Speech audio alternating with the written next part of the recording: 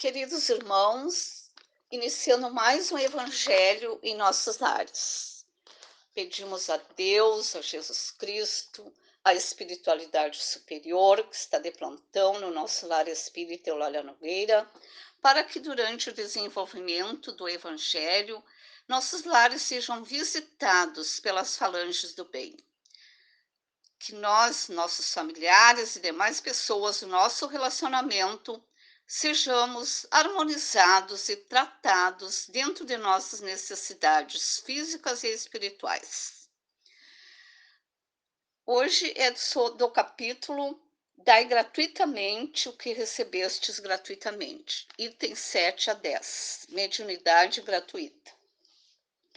Os médiuns modernos, porque os apóstolos também tinham mediunidade, igualmente receberam de Deus um dom gratuito, o de serem os intérpretes dos espíritos para a instrução dos homens, para mostrar-lhes o caminho do bem e conduzi-los à fé, e não para vender-lhes palavras que não lhes pertencem, porque não são o produto de sua concepção, nem de suas pesquisas, nem de seu trabalho pessoal. Deus quer que a luz alcance a todos. Não quer que o mais pobre seja dela deserdado e possa dizer: eu não tenho fé, porque não pude pagá-la. Não tive a consolação de receber os encorajamentos e os testemunhos de afeição daqueles por quem choro, porque sou pobre. Eis porque a mediunidade não é um privilégio e se encontra por toda parte. Para fazê-la pagar, seria, pois, desviá-la da sua finalidade providencial.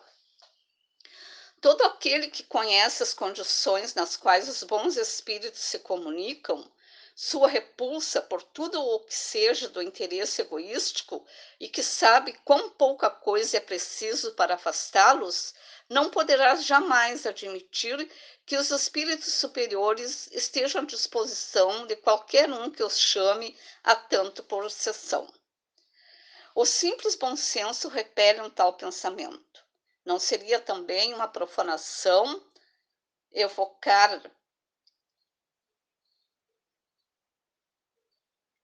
a preço de prata os seres que respeitamos ou que nos são caros?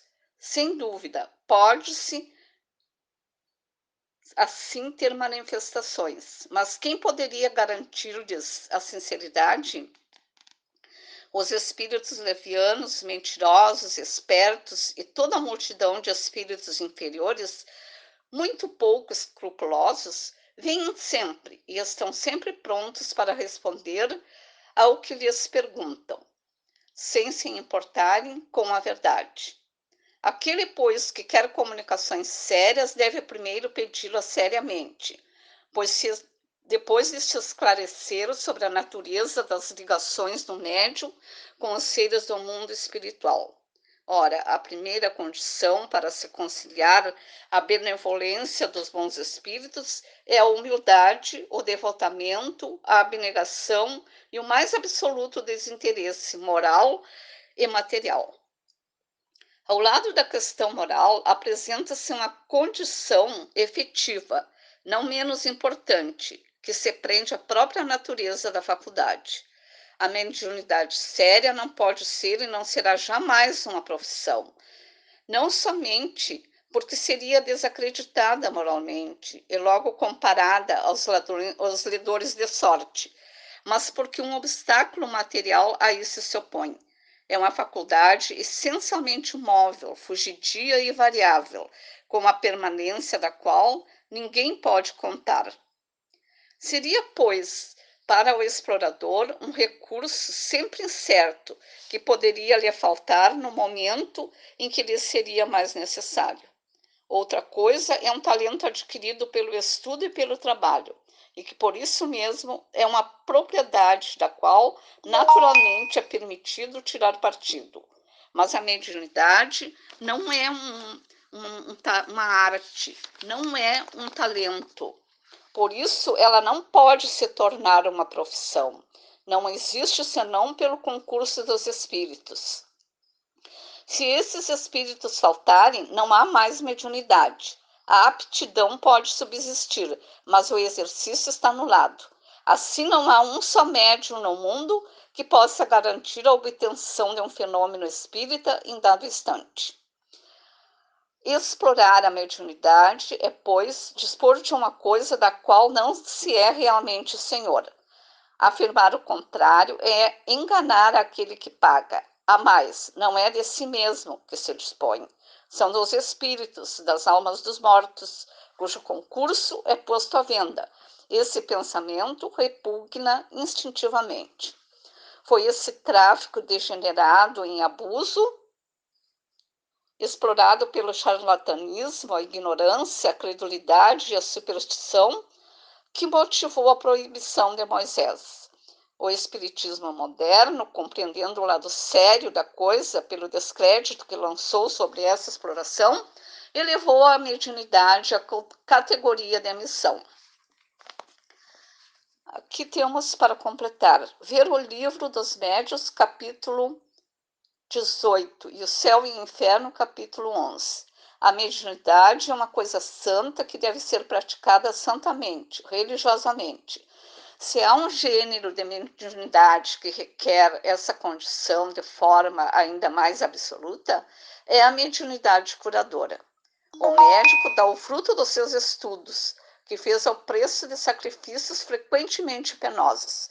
O magnetizador dá o seu próprio fluido, frequentemente mesmo a sua saúde. Eles podem a isso por um preço. Portanto, o médium curador transmite o fluido salutar dos bons espíritos. Ele não tem o direito de vendê-lo. Jesus e os apóstolos, conquanto pobres, não faziam pagar as curas que operavam. Todo aquele, pois, que não tem do que viver, procura os recursos em outra parte do que na mediunidade, que não consagra a ela, se preciso for, senão o tempo de que possa dispor materialmente. Os espíritos lhe terão em conta o devotamento e os seus sacrifícios, ao passo que se afastam daqueles que esperam fazer deles um meio de subir. Então, irmãos, vemos aqui o alerta aos médiuns quanto à mediunidade, de que a mediunidade tem de ser exercida separada do nosso lado profissional. Mediunidade é doação, é trabalho voluntário. Tem que ser exercida com disciplina, dedicação, humildade e amor. Enfim, são coisas que todos nós médiuns estudamos nas casas espíritas onde frequentamos, mas que nunca é demais saber.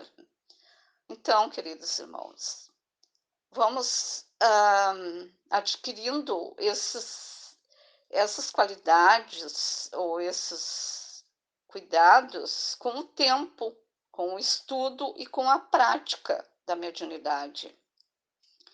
Então, agora vamos finalizando.